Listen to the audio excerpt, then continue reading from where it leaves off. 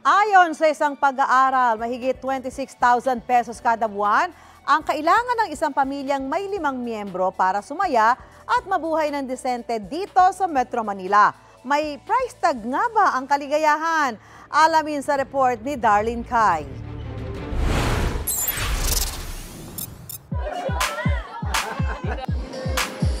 Uy, nabibili na raw ng pera ang kaligayahan? Talaga ba? Weh, hindi nga. Oo raw eh. Sa katunayan, kailangan daw ng mga Pilipino ng 110,000 pesos kada buwan para maging masaya. Ayon yan sa pag-aaral ng consumer website na Expensivity. Ang datos na ginamit nila ay base sa pag-aaral ng ilang siyentipiko ng kilalang public research university na Purdue University. Kasama na riyan ang purchasing power data mula sa World Bank para maging angkop sa sitwasyon ng Pilipinas. Ganyan ang kinikita dati ni Dave Valdez bilang project manager sa isang IT company. Nasa 120,000 pesos daw noon ang buwan ng sweldo niya. Kaya bilang single o walang sinusuportahang pamilya, talaga naman daw kahit anong gusto niya ay nabibili niya. Meron siyang komportabling tinitirahan, nakakabili ng latest gadgets, nakaka-travel, nakakapagregalo sa pamilya, at nakapanglilibre pa ng barkada. Super sarap pag-travel. Since may pera na ako, so mas more luxury suites na yung nakukuha ko. Mas na-enjoy ko na yung perks nung company ko kasi ang daming pera eh. Yeah. Kahit yung medical itself, sobrang grabe siya eh. Sana all, di ba? Ang sarap nga raw sana kung ganyan kakomportable ang buhay. Lalo para sa delivery rider na si Resty Nunez. Nasa 500 pesos lang daw kada araw ang kinikita niya. Kung susumahin, wala pa yang 15,000 pesos kada buwan. Idagdag mo pa riyan ang hirap ng trabaho sa kalsada araw-araw. Mahirap, pero nananalig lang ako sa kanya. Ganun lang po para makaraos-taos. Mas lalo raw humirap ang buhay mula nang madiagnose na may stage 4 cancer ang kanyang misis. Kulang na kulang talaga. Lalo na nagpapacheck up yung asawa ko sa PGH. Ganun. Kaya kailangan magdoble check up talaga po. Kasi minsan, di naman ako makalabas kasi sinasama ko asawa ko sa PGH na magpa-check up. Kaya sobrang laking bagay raw sana kung mas malaki ang kinikita niya. Ang minimum wage ngayon sa Metro Manila ay 610 pesos kada araw. Mas mababa pa yan sa ibang mga rehiyon. Pero halos 1,200 pesos kada araw o mahigit 26,000 pesos kada buwan ang kailangan ng isang pamilyang may 5 miyembro para mabuhay ng disente dito sa Metro Manila. Ayon yan sa think tank na Ibon Foundation. Pero sa pinakahuling tala ng gobyerno, lumabas na sapat na ang halos 14,000 pesos para tustusan ang mga pangunahing pangangailangan ng pamilyang may 5 miyembro.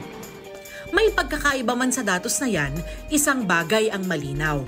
Mahirap maging masaya kung problemado ka sa pera. Siyempre, kailangan mo munang pakainin yung nagugutom mong tiyan bago ka mag-isip dun sa puso mo kung ano yung magpapaligaya sa'yo, di ba? So, yes, may certain level ng sweldo or income na kailangan mong maabot para hindi ka na nag-worry. Once na makuha mo yung pera para makover yung mga essential expenses, doon ka na magsisimula na mag-isip ng ano ba yung mga pwede ko pang gawin, yung mga self-fulfillment. Oo nga naman, kung kumakalam ang sikmura, kung pinapalayas ka na sa inuupahang bahay, kung kailangang tumigil ng mga bata sa pag-aaral, paano ka naman ngangingiti? At bukod pa sa pangunahing pangangailangan, kailangan din siyempre ng pera para gumawa ng ibang bagay na masaya tulad ng pagkain sa labas, paggala, pagbili ng magagandang gamit at iba pa. Kung ganon, ibig sabihin ba, money can buy happiness? To a certain extent, yes, money can definitely buy happiness. In my experience, a lot of the frustration that I see when it comes to money really has to do with wala akong masyadong natatabi para sa sarili ko.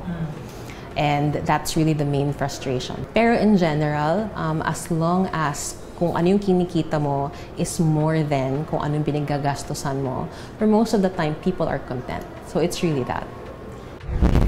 Pero Sabi ng mga tinanong namin, hindi naman daw aabot sa 100,000 pesos ang kailangan nila para maging masaya. Magkano sa tingin mo yung kita per month na magiging masaya ka? 15, 15 per month? 25,000. 15K. 20K? 30? 20 pa?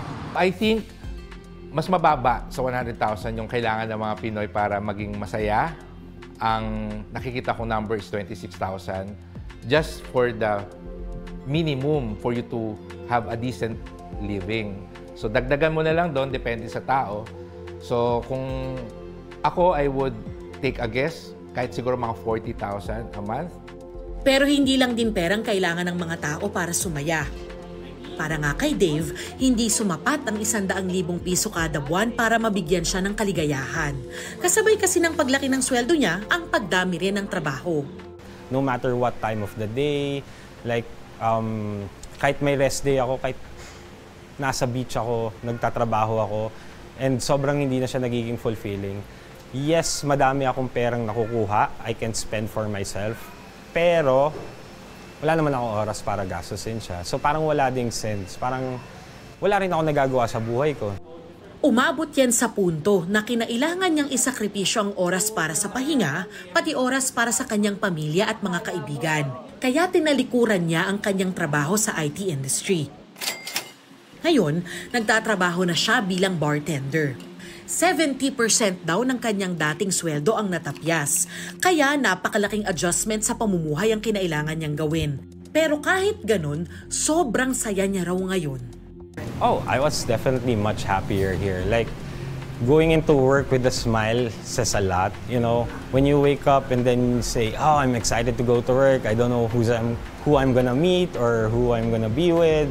You know, it was very, very fun.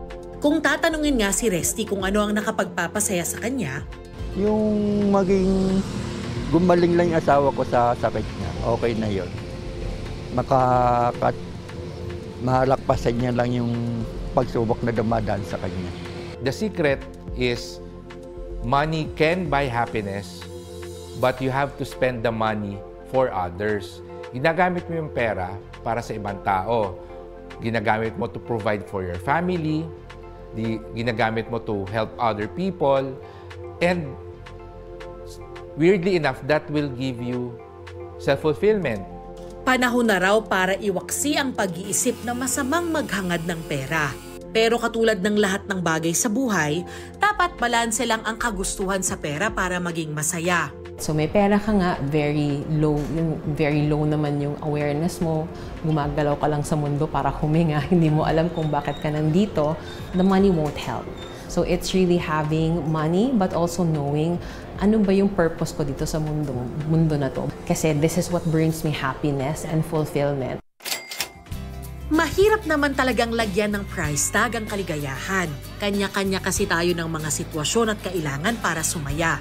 Basta malungkot ang walang pera. Pero hindi rin masaya kung pera lang ang meron ka. Yan ang unang balita. Darlene Kai para sa GMA Integrated News. Mga kapuso, para una ka sa mga balita, mag-subscribe sa GMA Integrated News sa YouTube. Sa mga kapuso abroad, subaybayan niyo po kami sa GMA Pinoy TV at sa www.gmanews.tv.